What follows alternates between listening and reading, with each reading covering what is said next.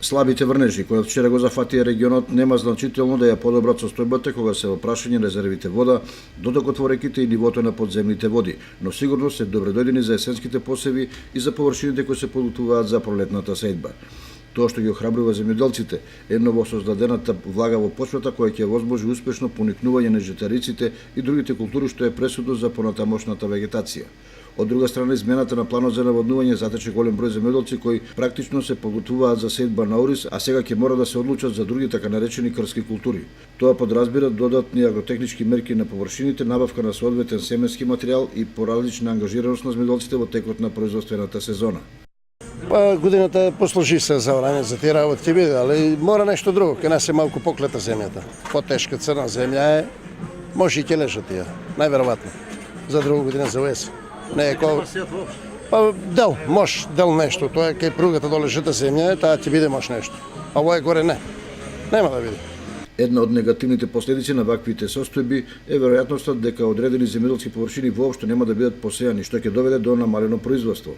Дел ќе биде нешто, тоа е доле жита земја, што е кај пругата доле, према Чевлико ќе биде, а за втори култури, други некои.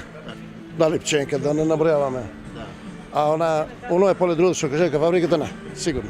И стручњаците и земјоделците стравуваат дека сушата ќе потрае што може дополнително да ги влоши состојбите во земјоделството и во регионот и пошироко. Доколку во наредните месец-два не паднат пообилни дождови, тогаш најверојатно ќе мора да се воведат нови рестрикции и да се прават анализи и планови што може да се спасува, а прогнозите не се оптимистички. Сите прогнози кои што ги следиме и ние, и секако водокорисниците, и официјалните прогнози од Хидрометеоролошки завод, не ветуваат ништо подобро. Значи некаде до почетокот на мај, колку што може да се види од сега, нема никаков дожд. Односно тоа што е предвидено сега е многу минимално, по некои си 2 до 3 литри. Речи си, не е доволно нити за житните култури.